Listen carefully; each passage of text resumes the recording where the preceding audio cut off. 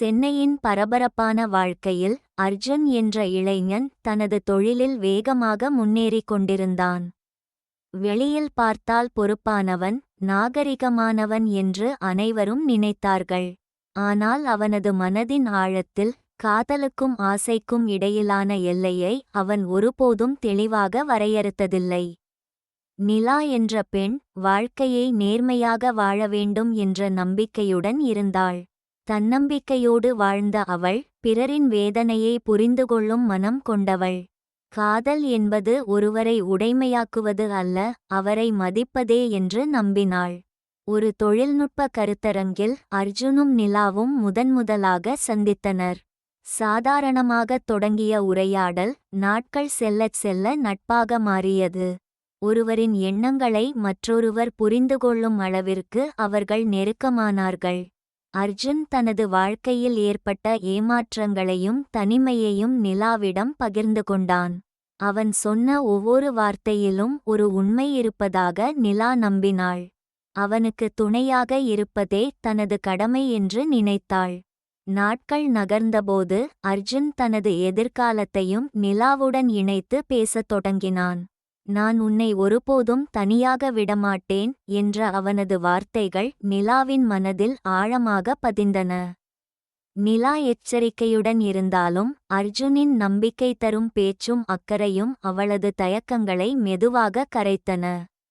உறவு என்பது பரஸ்பர நம்பிக்கையின் மேல் கட்டப்பட வேண்டும் என்ற எண்ணத்தோடு அவள் தனது மனதை முழுமையாக திறந்தாள். அந்த உறவு இருவருக்கும் வாழ்க்கையின் ஒரு முக்கியமான அத்தியாயமாக மாறியது. நிலா அதை பொறுப்புடனும் எதிர்கால நம்பிக்கையுடனும் பார்த்தாள். ஆனால் அர்ஜுனின் மனதில் அதே ஆழம் இருந்ததா என்ற கேள்வி இன்னும் பதிலின்றி இருந்தது. சில மாதங்களுக்குப் பிறகு அர்ஜுனின் வீட்டில் திருமண பேச்சு தொடங்கியது. குடும்பத்தின் விருப்பம், சமூகத்தின் எதிர்பார்ப்பு, சொந்த ஆசைகள் இவை அனைத்திற்கும் நடுவே நின்ற அவன் ஒரு முடிவை எடுத்தான். அந்த முடிவில் நிலாவுக்கு இடமே இல்லை. அந்த செய்தியை நிலாவிடம் சொல்லும்போது அர்ஜுனின் கண்கள் அவளை நேராக பார்க்கவில்லை. என்னால் எதையும் மாற்ற முடியவில்லை என்ற ஒரே வாக்கியத்தில் அவன் தனது பொறுப்பை மறைத்து கொண்டான். அந்த ஒரு நொடியில் நிலாவின் நம்பிக்கை சத்தமில்லாமல் சிதறியது. நிலா அழவில்லை, கோபப்படவும் இல்லை. சில நிமிட அமைதிக்குப் பிறகு, நீ எடுத்த முடிவுடன் வாழ கற்றுக்கொள், நானும் என் உண்மையுடன் வாழ கற்றுக்கொள்கிறேன் என்று மட்டும் கூறிவிட்டு அங்கிருந்து நடந்து சென்றாள். அவள் திரும்பி பார்க்கவில்லை, ஆனால் அவளது அமைதி அர்ஜுனின் மனதில் வாழ்நாள் முழுவதும் ஒலிக்கப் போகும் முதல் கேள்வியாக மாறியது. அர்ஜுனின் திருமணம் மிகுந்த கோலாகலத்துடன் நடைபெற்றது. உறவினர்கள், நண்பர்கள், வாழ்த்துகள் என வீடு முழுவதும் மகிழ்ச்சி நிறைந்திருந்தது. மணமகளான மீரா தனது கணவனுடன் ஒரு புதிய வாழ்க்கையை கனவுகளோடு தொடங்கினாள். அந்த மகிழ்ச்சியான தருணங்களின் நடுவே அர்ஜுனின் மனதில் மட்டும் சொல்ல முடியாத ஒரு அமைதியின்மை அவ்வப்போது தோன்றி மறைந்தது. திருமணத்திற்குப் பிறகு அர்ஜுன் தனது கடந்த காலத்தை முழுமையாக மறைத்து வாழ வேண்டும் என்று முடிவு செய்தான். நடந்தது முடிந்துவிட்டது என்று தன்னைத்தானே சமாதானப்படுத்திக் கொண்டான். ஆனால் சில உண்மைகள் மறந்துவிட்டதாக நினைத்தாலும் மனசாட்சியின் ஓரத்தில் அமைதியாக காத்திருக்கின்றன என்பதை அவன் உணரவில்லை. மறுபுறம் நிலா தனது வாழ்க்கையை யாரையும் குறை சொல்லாமல் முன்னேற்ற முடிவு செய்தாள். தன்னை உடைத்த நினைவுகளை சுமையாக அல்ல, அனுபவமாக மாற்றிக்கொள்ள வேண்டும் என்று எண்ணினாள். வேலையில் முழு கவனத்தையும் செலுத்தி தனது திறமையால் அனைவரின் மரியாதையையும் பெற்றாள். காலம் பல மாதங்களை தாண்டியது. ஒரு நாள் அர்ஜுன் பணியாற்றிய நிறுவனத்திற்கு புதிய ஆலோசகராக ஒருவர் வருவதாக அறிவிக்கப்பட்டது. கூட்ட அறைக்குள் நுழைந்த அந்த நொடி அவனது இதயம் ஒரு கணம் நின்றது போல இருந்தது. அவன் எதிரே நின்றிருந்தது நிலாதான். நிலா வழக்கமான புன்னகையுடன் அனைவரையும் வணங்கினாள். அவளது பார்வை அர்ஜுனைத் தொட்டது. ஆனால் அந்த பார்வையில் கோபமோ பழிவாங்கும் எண்ணமோ இல்லை. ஒரு காலத்தில் நம்பிக்கை வைத்த ஒருவரை இன்று ஒரு சாதாரண மனிதராக பார்க்கும் அமைதி மட்டுமே இருந்தது. அந்த அமைதிதான் அர்ஜுனை அதிகமாக கலங்க வைத்தது. அவள் ஏன் எதுவும் பேசவில்லை, ஏன் எந்த கேள்வியையும் கேட்கவில்லை என்ற எண்ணங்கள் அவனை வாட்டின. மன்னிப்பு கேட்கும் வாய்ப்பையே அவள் அவனிடமிருந்து பறித்துவிட்டாள் என்று அவனுக்கு தோன்றியது. நாட்கள் செல்லச் செல்ல அலுவலகத்தில் நிலாவின் நேர்மையும் தொழில்முறையும் அனைவரையும் கவர்ந்தது. அவளை பற்றி பேசும்போது மிகுந்த ஒழுக்கமும் கண்ணியமும் கொண்டவர் என்பதே அனைவரின் கருத்தாக இருந்தது. அந்த வார்த்தைகள் ஒவ்வொன்றும் அர்ஜுனின் மனதில் குற்றவுணர்வை மேலும் ஆழப்படுத்தின. ஒரு மாலை அலுவலக விழாவில் பழைய நண்பர்கள் சிலர் அர்ஜுனுடன் உரையாடிக் கொண்டிருந்தனர். அப்போது நிலாவை பார்த்த ஒருவன் அவளை குறித்து பொறுப்பற்ற கருத்தொன்றைச் சொல்ல முயன்றான். அந்த ஒரு வாக்கியம் அர்ஜுனின் மனதில் புதைந்திருந்த இரட்டை மனப்பான்மையை வெளியில் கொண்டு வரத் தொடங்கியது. அவளை பற்றி நிறைய கதைகள் கேள்விப்பட்டிருக்கிறேன் என்ற அந்த நண்பனின் வார்த்தையை எந்த ஆதாரமும் இல்லாமல் அர்ஜுனின் மனம் ஏற்றுக்கொண்டது. ஒரு காலத்தில் தனது வாழ்க்கையின் ஒரு பகுதியாக இருந்த பெண்ணை பற்றிய நம்பிக்கையை விட சமூகத்தின் வதந்தியை நம்புவது அவனுக்கு எளிதாக இருந்தது. அந்த இரவு வீட்டிற்கு திரும்பியபோதும் அந்த வார்த்தைகள் அவன் மனதில் தொடர்ந்து ஒலித்து கொண்டிருந்தன. ஒரு காலத்தில் தனது வாழ்க்கையில் இடம் கொடுத்த பெண்ணை இன்று சமூகத்தின் பார்வையிலிருந்து மதிப்பிடத் தொடங்கியிருப்பதை அவன் இன்னும் உணரவில்லை. அதுவே அவன் வாழ்க்கையின் மிகப்பெரிய தவறாக மாறப்போகிறது. அடுத்த சில வாரங்களில் அர்ஜுன் நிலாவுடன் பேச வேண்டிய சூழ்நிலைகள் அடிக்கடி உருவாகின. தொழில் சம்பந்தமான விவாதங்களில் அவள் எப்போதும் தெளிவாகவும் மரியாதையாகவும் நடந்து கொண்டாள். அவர்களுக்குள் தனிப்பட்ட கடந்த காலம் இருந்ததற்கான எந்த அறிகுறியையும் அவள் வெளிக்காட்டவில்லை. அந்த இயல்பான அணுகுமுறையே அர்ஜுனுக்கு அமைதியை தரவில்லை.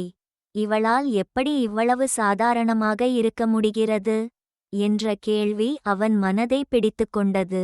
அவளை மறக்க முடியாமல் தவிப்பது அவன்தான். ஆனால் அவள் வாழ்க்கையை முன்னோக்கி நகர்த்திவிட்டாள். ஒருநாள் அலுவலக கூட்டம் முடிந்த பிறகு நிலாவிடம் தனியாக பேச வேண்டும் என்று அர்ஜுன் கேட்டான்.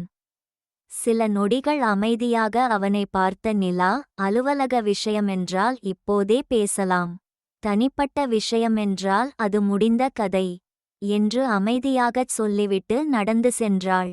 அந்த பதில் அர்ஜுனின் அகம்பாவத்தை காயப்படுத்தியது. அவள் இன்னும் தன்னை நினைத்து வருந்திக் கொண்டிருப்பாள் என்று அவன் மனதின் ஓரத்தில் இருந்த எண்ணம் அந்த நொடியில் சிதறியது. அன்றிலிருந்து நிலாவை பற்றி அவன் அதிகமாக கவனிக்கத் தொடங்கினான். யார் அவளுடன் பேசுகிறார்கள், யார் அவளை காரில் அழைத்துச் செல்கிறார்கள், யார் அவளுடன் சிரித்து பேசுகிறார்கள் என்பதை கூட அவன் கவனித்தான். ஒரு காலத்தில் அவளுடைய வாழ்க்கையை விட்டு விலகியவன் இப்போது அவளுடைய வாழ்க்கையை தூரத்திலிருந்து கண்காணிக்கத் தொடங்கியிருந்தான். அலுவலகத்தில் புதிய திட்ட மேலாளராக வந்த ஆதித்யா நிலாவின் திறமையை மதித்து அவளுடன் இணைந்து பணியாற்றினார்.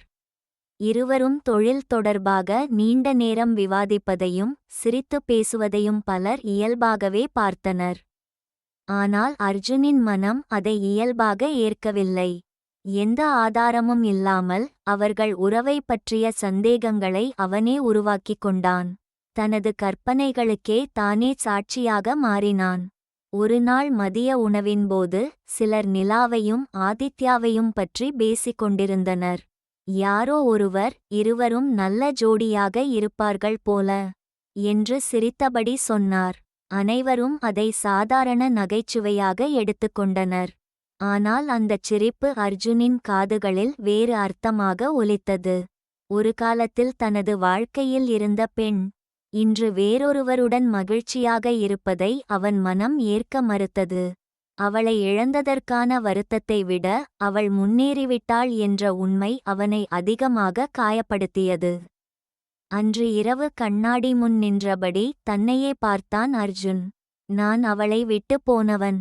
ஆனால் அவள் யாருடனாவது சிரிக்கும்போது எனக்கு ஏன் கோபம் வருகிறது என்ற கேள்வி அவனுள் எழுந்தது. பதில் தெரிந்திருந்தும் அதை ஒப்புக்கொள்ள அவன் மனம் தயாராக இல்லை. அந்த இருளில்தான் அவனுடைய இரட்டை மனப்பான்மை மெதுவாக முகம் காட்டத் தொடங்கியது. நாட்கள் நகர்ந்தன. அலுவலகத்தில் நடைபெறவிருந்த புதிய திட்டத்தின் பொறுப்பு நிலாவுக்கும் ஆதித்யாவுக்கும் வழங்கப்பட்டது. இருவரும் ஒரே குழுவாக பணியாற்ற வேண்டிய சூழல் உருவானது. வேலைக்காக அடிக்கடி சந்தித்து பேசுவது இயல்பாக இருந்தாலும் அதை இயல்பாக பார்க்கும் மனநிலை அர்ஜுனிடம் இல்லை. ஒரு மாலை வேலை முடிந்து அனைவரும் அலுவலகத்தை விட்டு வெளியேறிக் கொண்டிருந்தனர். திடீரென மழை பெய்யத் தொடங்கியது. நிலா குடை எடுத்து வராததால் ஆதித்யா தனது குடையை பகிர்ந்து கொண்டு கார் வரை அழைத்துச் சென்றான். அந்த காட்சியை தொலைவில் நின்று பார்த்த அர்ஜுனின் மனம் காரணமின்றி எரிந்தது. இவ்வளவு சீக்கிரமா இன்னொருவருடன் நெருக்கமாகிவிட்டாளா என்ற எண்ணம் அவனை பிடித்து கொண்டது. அந்த கேள்வியை எழுப்பியவன் ஒரு காலத்தில் அவளுடைய வாழ்க்கையை விட்டு எந்த விளக்கமும் இல்லாமல் விலகிச் சென்றவன் என்பதையே அவன் மறந்துவிட்டான். அடுத்த நாள் காலை அலுவலகத்தின் ஓய்வு அறையில் சிலர் சிரித்தபடி பேசிக் கொண்டிருந்தனர். அதில் ஒருவர், நேற்று மழையில் ஆதித்யா நல்ல உதவி செய்தாராம் என்று சாதாரணமாக கூறினார். அந்த ஒரு வாக்கியத்தை அர்ஜுனின் மனம் வேறு வடிவமாக மாற்றிக்கொண்டது. அன்று முதல் நிலாவை பற்றிய சிறு சிறு சம்பவங்களை கூட அவன் தனது மனதில் பெரிதாக்க ஆரம்பித்தான். யாரோ ஒருவரின் பார்வை, ஒரு புன்னகை, ஒரு நன்றி சொல்லும் வார்த்தை, இவை அனைத்திற்கும் அவன் தனது கற்பனையில் புதிய அர்த்தங்களை உருவாக்கினான். இதற்கிடையில் மீரா தனது கணவரின் மாற்றத்தை கவனிக்க ஆரம்பித்தாள். முன்புபோல் அவளுடன் மனம் திறந்து பேசவில்லை. சாப்பாட்டு மேஜையிலும் அமைதியாக இருந்தான். அடிக்கடி எதையோ யோசித்தபடி தொலைந்து போனவன் போல அமர்ந்திருப்பான். என்னாச்சு? அலுவலகத்தில் ஏதாவது பிரச்சனையா என்று மீரா பலமுறை கேட்டாள். ஒவ்வொரு முறையும் ஒன்றுமில்லை, வேலை அழுத்தம்தான் என்று சிரித்தபடி சமாளித்தான் அர்ஜுன். ஆனால் அந்தச் சிரிப்பில் உண்மை இல்லை என்பதை மீரா உணர்ந்தாள். ஒரு நாள் அலுவலகத்தில் பழைய புகைப்படங்களை ஒழுங்குபடுத்திக் கொண்டிருந்தபோது கருத்தரங்கில் எடுக்கப்பட்ட ஒரு குழு புகைப்படம் அர்ஜுனின் கைகளில் சிக்கியது. அதில் அவனும் நிலாவும் அருகருகே நின்று சிரித்துக் கொண்டிருந்தனர். அந்த புகைப்படத்தை பார்த்தவுடன் நினைவுகள் அனைத்தும் ஒன்றன்பின் ஒன்றாக மனதில் விரிந்தன. அந்த புகைப்படத்தை அமைதியாக பார்த்து கொண்டிருந்த அவனை பின்னால் வந்த சக ஊழியர் ஒருவர் கவனித்தார். நிலா மேடம் ரொம்ப நல்ல மனிதர். யாரை பற்றியும் ஒரு கெட்ட வார்த்தை கூட பேச மாட்டார். எல்லாரையும் மதிப்பாக நடத்துவார் என்றார். அந்த வார்த்தைகள் அர்ஜுனின் மனதை ஒரு கணம் அமைதிப்படுத்தின. ஆனால் அடுத்த நொடியே தனது குற்றவுணர்வை ஏற்காமல் அவன் மீண்டும் சந்தேகத்தின் பின்னால் ஒளிந்து கொண்டான். ஒருவரின் கண்ணியத்தை மதிப்பதை விட அவரை பற்றி தவறாக நம்புவது சில நேரங்களில் மனசாட்சியிலிருந்து தப்பிக்க உதவும் என்பதை அவன் அறியாமலேயே தேர்ந்தெடுத்திருந்தான். அவனுக்கு தெரியாமல் விதி மெதுவாக ஒரு சந்திப்பை ஏற்பாடு செய்து கொண்டிருந்தது. அந்தச் சந்திப்பு அவன் நினைத்திருந்த நிலாவையும் உண்மையில் வாழ்ந்து கொண்டிருந்த நிலாவையும் நேருக்கு நேர் அவனுக்கு காட்டப்போகிறது. அந்த நாளுக்குப் பிறகு தனது வாழ்க்கையை பற்றி அவன் இதுவரை நம்பியிருந்த பல உண்மைகள் சிதறப்போகின்றன. அலுவலகத்தின் ஆண்டு விழா நெருங்கிக் கொண்டிருந்தது. அனைத்து ஊழியர்களும் தங்கள் குடும்பத்தினருடன் கலந்து கொள்ளுமாறு நிர்வாகம் அழைப்பு விடுத்திருந்தது. பலரும் அந்த விழாவுக்காக ஆவலுடன் காத்திருந்தனர். ஆனால் அர்ஜுனுக்கு மட்டும் அந்த நாள் ஏனோ ஒரு விளக்கமில்லாத பதற்றத்தை ஏற்படுத்தியது. விழா நாளில் மீராவுடன் அர்ஜுன் மண்டபத்திற்குள் நுழைந்தான். அனைவரும் தங்கள் குடும்பத்தினரை ஒருவருக்கொருவர் அறிமுகப்படுத்திக் கொண்டிருந்தனர். மீரா சிரித்தபடி அனைவரிடமும் பேசிக் கொண்டிருந்தாள். அர்ஜுனின் பார்வை மட்டும் கூட்டத்திற்குள் யாரையோ தேடிக் கொண்டிருந்தது. சில நிமிடங்களுக்குப் பிறகு மண்டபத்தின் நுழைவாயிலில் நிலா தோன்றினாள். எளிமையான உடை, தன்னம்பிக்கையான நடை, முகத்தில் வழக்கமான அமைதியான புன்னகை. அவள் அருகில் நடந்து வந்தவர் அவளது தந்தை. அவரின் கையை மெதுவாக பிடித்தபடி அவருக்கு உதவியவாறு உள்ளே அழைத்து வந்தாள். அந்த காட்சியை பார்த்த பலர், நிலா மேடம் எவ்வளவு அன்பாக பெற்றோரை கவனிக்கிறார்கள் என்று பாராட்டினர். அவள் தனது தந்தையை ஒவ்வொருவரிடமும் மரியாதையுடன் அறிமுகப்படுத்திய விதம் அனைவரையும் கவர்ந்தது. அதை பார்த்த அர்ஜுனின் மனதில் ஒரு வித்தியாசமான உணர்வு தோன்றியது. ஒரு காலத்தில் தன்னுடன் எதிர்காலத்தை கனவு கண்ட பெண் இன்று எந்த குற்ற உணர்வுமின்றி எந்த வெறுப்புமின்றி தன் வாழ்க்கையை கண்ணியமாக வாழ்ந்து கொண்டிருந்தாள். அந்த கண்ணியத்தை அவன் இழந்துவிட்டான் என்பதை அவன் உணரத் தொடங்கினான். விழாவின் நடுவே ஒரு சிறுமி ஓடிவந்து நிலாவை அணைத்துக் கொண்டாள். அக்கா, நீங்க வந்துட்டீங்களா என்று மகிழ்ச்சியாக கேட்டாள். அவளுக்கு பின்னால் ஒரு முதிய பெண்மணியும் வந்தார். அவர்களிடம் நிலா காட்டிய பாசத்தை பார்த்தவர்கள் அவள் வார இறுதிகளில் ஆதரவற்ற குழந்தைகள் இல்லத்தில் தன்னார்வலராகச் சேவை செய்வதை பற்றி பேசிக்கொண்டனர்.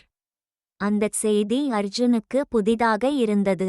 அவள் தன்னை பற்றிய துயரத்தில் மூழ்காமல் மற்றவர்களின் வாழ்க்கையில் ஒளி ஏற்றிக் கொண்டிருப்பதை அவன் இதுவரை அறிந்திருக்கவில்லை. அதே நேரத்தில் மீராவும் நிலாவும் முதன்முறையாக நேருக்கு நேர் சந்தித்தனர். உங்களை பற்றி நிறைய கேள்விப்பட்டிருக்கிறேன். உங்கள் வேலை மிகவும் அருமை என்று எல்லோரும் சொல்கிறார்கள் என்று மீரா மனப்பூர்வமாக பாராட்டினாள். நிலாவும் இயல்பான புன்னகையுடன் நன்றி கூறினாள். அர்ஜுன் தூரத்தில் நின்று அந்த உரையாடலை பார்த்து கொண்டிருந்தான். தனது மனைவிக்கு எதிரே நின்றிருப்பவள்தான் தன் கடந்த காலத்தின் சாட்சி என்று மீராவுக்கு தெரியாது. ஆனால் நிலா அந்த உண்மையை ஒரு நொடியும் பயன்படுத்த முயற்சிக்கவில்லை. அவளுடைய அமைதி அவனுடைய குற்றவுணர்வை இன்னும் அதிகமாகச் சுமையாக்கியது. விழா முடிவடையும்போது அர்ஜுனின் மனதில் ஒரு கேள்வி மட்டும் மீண்டும் மீண்டும் ஒலித்தது. நான் இத்தனை நாள் குற்றம் சாட்டிய பெண் உண்மையில் யார்? நான் மனதில் உருவாக்கியவளா அல்லது இன்று என் கண்முன் கண்ணியமாக நின்றவளா? அந்த கேள்விக்கான பதிலை தேடும் பயணம்தான் இனி அவனது வாழ்க்கையை முழுவதுமாக மாற்றப்போகிறது. விழாவிற்குப் பிறகு சில நாட்கள் அர்ஜுனால் எந்த வேலையிலும் முழு கவனம் செலுத்த முடியவில்லை. நிலாவின் அமைதியும் அவளது கண்ணியமும் அவளைப் பற்றி மற்றவர்கள் கூறிய மரியாதையான வார்த்தைகளும் அவன் மனதில் தொடர்ந்து ஒலித்துக்கொண்டே இருந்தன. அவளைப் பற்றி அவன் கட்டியிருந்த அனைத்து எதிர்மறை பிம்பங்களும் மெதுவாக உடையத் தொடங்கின. ஒரு மாலை அலுவலகத்தில் அனைவரும் சென்ற பிறகு அர்ஜுன் தனியாக அமர்ந்திருந்தான். அப்போது அவனது மேசையின் மீது ஒரு கோப்பு இருந்தது. அதை நிலா தயாரித்திருந்தாள். ஒவ்வொரு குறிப்பும் மிகத் துல்லியமாகவும் எந்த குறையும் இல்லாத வகையிலும் இருந்தது. வேலைக்கு அவள் காட்டிய நேர்மையை பார்த்தபோது வாழ்க்கையிலும் அவள் அதே நேர்மையோடு இருந்திருப்பாள் என்ற எண்ணம் முதன்முறையாக அவனுக்குள் தோன்றியது. அடுத்த நாள் மதிய உணவின்போது ஆதித்யா அர்ஜுனின் அருகில் அமர்ந்தார். சாதாரண உரையாடலின் போது நிலா போன்ற மனிதர்களைச் சந்திப்பது அரிது. கடந்த காலத்தில் எவ்வளவு வேதனை இருந்தாலும் அதை ஒருவர் மீதும் சுமத்த மாட்டார். எப்போதும் மற்றவர்களுக்கு தைரியம் கொடுப்பார் என்று மனதார பாராட்டினார். அந்த வார்த்தைகள் அர்ஜுனின் இதயத்தை குத்தியது. கடந்த காலத்தில் வேதனை என்ற சொற்கள் அவனுக்குள் குற்றவுணர்வை எழுப்பின. அந்த வேதனையின் ஒரு காரணம் தான்தான் என்பதை அவன் மறுக்க முடியவில்லை. அன்றிரவு வீட்டிற்கு வந்ததும் மீரா அவனிடம் மெதுவாக கேட்டாள். சில மாதங்களாக உன் மனதில் ஏதோ ஒரு பாரம் இருக்கிறது. என்னிடம் கூட பகிர்ந்து கொள்ள முடியாத அளவுக்கு பெரிய பிரச்சனையா என்று. அர்ஜுன் சில நொடிகள் அமைதியாக இருந்தான். உண்மையைச் சொல்லத் துணிவில்லை, பொய் சொல்ல மனசாட்சியும் இடம் தரவில்லை. அடுத்த வாரம் அலுவலகம் சார்பாக ஒரு சமூகநல நிகழ்ச்சி நடத்தப்பட்டது. அங்கு ஆதரவற்ற குழந்தைகளுக்கு கல்வி உதவித்தொகை வழங்கப்பட்டது. அந்த நிகழ்ச்சியை முழுமையாக ஒருங்கிணைத்தது நிலாதான்.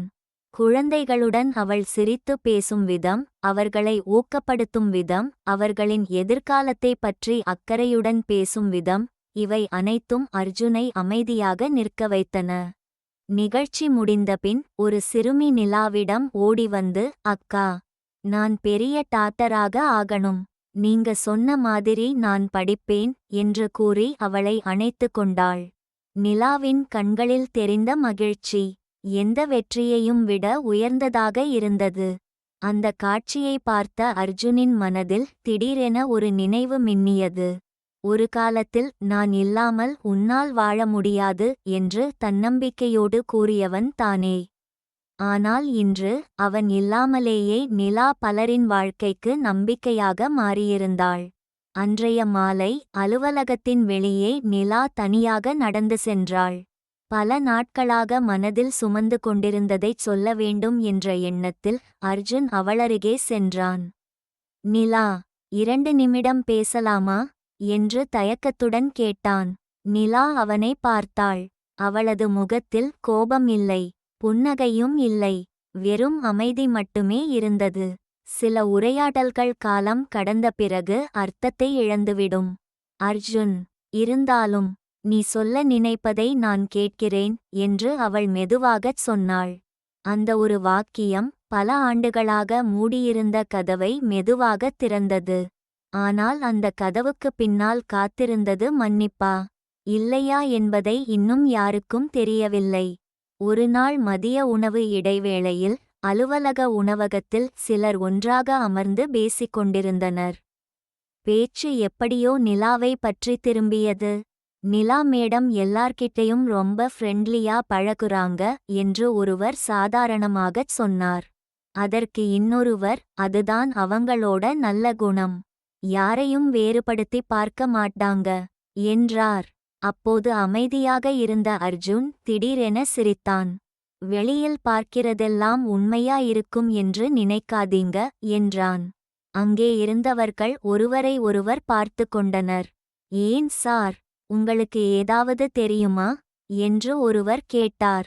எல்லாத்தையும் வெளியில் சொல்ல முடியாது. சில பேரோட வாழ்க்கை வெளியில ஒரு மாதிரி இருக்கும், உள்ளுக்குள் வேற மாதிரி இருக்கும் என்று அர்த்தமுள்ள குரலில் பேசினான் அர்ஜுன். அந்த ஒரு வாக்கியம் போதும். சில நிமிடங்களில் அது அலுவலகம் முழுவதும் கிசுகிசுவாக பரவியது. நிலாவை பற்றி அர்ஜுனுக்கே ஏதோ தெரியும் போல, அதனால்தான் அவர் அப்படிச் சொன்னாரோ என்று பலரும் தங்கள் கற்பனைகளைச் சேர்த்து கதைகளை உருவாக்கத் தொடங்கினர். அடுத்த நாள் நிலா வழக்கம் போல அலுவலகத்திற்குள் நுழைந்தாள். ஆனால் சிலர் அவளை பார்த்த விதம் மாறியிருந்தது. நேற்று வரை மரியாதையுடன் பேசியவர்கள் இன்று அவளை பற்றி அமைதியாக கிசுகிசுக்கத் தொடங்கினர். இந்த மாற்றத்திற்கு காரணம் யார் என்பதை நிலா அறியவில்லை. ஆனால் தூரத்தில் நின்று அந்த காட்சியை பார்த்த அர்ஜுனுக்கு ஒரு விசித்திரமான திருப்தி தோன்றியது. இனி எல்லாருக்கும் அவள் உண்மையான முகம் தெரியவரும் என்று மனதிற்குள் நினைத்தான். ஆனால் அவனுக்கு தெரியவில்லை, அவன் அழிக்க முயன்றது நிலாவின் பெயர் அல்ல, தனது சொந்த மனசாட்சிதான். அந்த கிசுகிசுக்கள் சில நாட்களிலேயே அலுவலகம் முழுவதும் பரவின. யாரும் நேரடியாக நிலாவிடம் எதுவும் கேட்கவில்லை. ஆனால் அவள் அறைக்குள் நுழைந்தவுடன் நின்றுவிடும் உரையாடல்களும் அவள் கடந்த பிறகு தொடரும் பார்வைகளும் ஏதோ ஒன்று மாறியிருப்பதை அவளுக்குச் சொல்லிவிட்டன. ஒரு பெண்ணுக்கு வார்த்தைகளை விட பார்வைகளே அதிக வலியை தரும். அந்த வலியை நிலாவும் உணர்ந்தாள். ஆனால் யாரிடமும் விளக்கம் கொடுக்க வேண்டும் என்று அவள் நினைக்கவில்லை. உண்மை ஒரு நாள் தானாகவே பேசும் என்ற நம்பிக்கையோடு தனது வேலையில் மட்டும் கவனம் செலுத்தினாள். அடுத்த சில நிமிடங்களில் அர்ஜுனின் வாழ்க்கையை மாற்றப் போகும் உண்மை வெளிச்சத்திற்கு வரப்போகிறது. அடுத்த நாள் காலை அலுவலகம் முழுவதும் பரபரப்பாக இருந்தது. மனிதவளத்துறை சில ஊழியர்களை விசாரணைக்காக அழைத்திருந்தது. காரணம், கடந்த சில வாரங்களாக ஒரு பெண் ஊழியரை பற்றி திட்டமிட்டு வதந்திகள் பரப்பப்பட்டதாக புகார் வந்திருந்தது. ஒருவருக்கு பிறகு ஒருவர் அழைக்கப்பட்டனர். இறுதியாக அர்ஜுனும் அறைக்குள் சென்றான். நிலாவை பற்றி ஆதாரம் இல்லாமல் கருத்து தெரிவித்தது நீங்கள்தானே என்று மனிதவள மேலாளர் அமைதியாக கேட்டார். அர்ஜுனால் உடனே பதில் சொல்ல முடியவில்லை. அந்த நேரத்தில் ஆதித்யா உள்ளே வந்தார். சார், நான் நேரில் கேட்டிருக்கிறேன். அவர் சொன்ன ஒரு வாக்கியத்திலிருந்துதான் இந்த வதந்தி முழு அலுவலகத்திற்கும் பரவியது என்றார். அறை முழுவதும் அமைதியாகியது. பல வருடங்களாக தனது தவறை மனதிற்குள் மட்டும் மறைத்திருந்த அர்ஜுன் இன்று அனைவரின் முன்னும் தனது செயலை மறுக்க முடியாமல் நின்றான். மனிதவள மேலாளர் மெதுவாக கேட்டார், உங்களிடம் ஏதாவது ஆதாரம் இருக்கிறதா? அர்ஜுன் தலைகுனிந்தான். இல்லை. அப்படியென்றால் ஒரு பெண்ணின் கண்ணியத்தை ஏன் சந்தேகப்பட வைத்தீர்கள்? அந்த கேள்விக்கு அவனால் பதில் சொல்ல முடியவில்லை. அதே நேரத்தில் கதவு திறந்தது. அங்கே நின்றிருந்தாள் நிலா. நிர்வாகம் அவளையும் அழைத்திருந்தது. அவள் உள்ளே வந்து அனைவரையும் ஒருமுறை பார்த்தாள். பிறகு அர்ஜுனின் கண்களை நேராகச் சந்தித்தாள். நான் ஒரு கேள்வி மட்டும் கேட்கலாமா என்றாள். அறையில் இருந்த அனைவரும் அமைதியாக நின்றனர். திருமணத்திற்கு முன் அவள் சிறிது நேரம் இடைவெளி விட்டாள். உன் வாழ்க்கையில் நான் இருந்தபோது என் குணத்தைப் பற்றி உனக்கு எந்த சந்தேகமும் இல்லை. அர்ஜுனின் விரல்கள் நடுங்கின. இன்று நீ வேறொரு பெண்ணின் கணவனாகிவிட்ட பிறகு. அவளது குரல் இன்னும் அமைதியாக இருந்தது. அதே நான்தான். எப்படி உன் கண்களுக்கு ஒழுக்கமற்ற பெண்ணாகத் தெரிந்தேன்? அந்த ஒரு கேள்வி அறை முழுவதையும் உறைய வைத்தது. அர்ஜுன் பேச முயன்றான். ஆனால் வார்த்தைகள் வரவில்லை. அவன் கண்களில் கண்ணீர் வழிந்தது. நிலா அவனிடம் எந்த கோபத்தையும் காட்டவில்லை. என்னை பற்றி நீ சொன்ன பொய்கள் என் வாழ்க்கையை உடைக்கவில்லை அர்ஜுன். ஆனால் அவை உன் உண்மையான முகத்தை எல்லோருக்கும் காட்டிவிட்டன. அவ்வளவுதான். அவள் திரும்பி கதவை நோக்கி நடந்தாள். வாசலை அடைந்தவள் ஒரு நொடி நின்றாள். திரும்பி பார்க்காமல் சொன்னாள், ஒரு பெண்ணின் கண்ணியம் அவள் யாருடன் வாழ்ந்தாள் என்பதில் இல்லை. அவளை யார் எப்படி நினைக்கிறார்கள் என்பதிலும் இல்லை. அவளை தனது தேவைக்காக பயன்படுத்தியவன் பிறகு அதே காரணத்திற்காக அவளை குற்றம் சாட்டும் தருணத்தில்தான்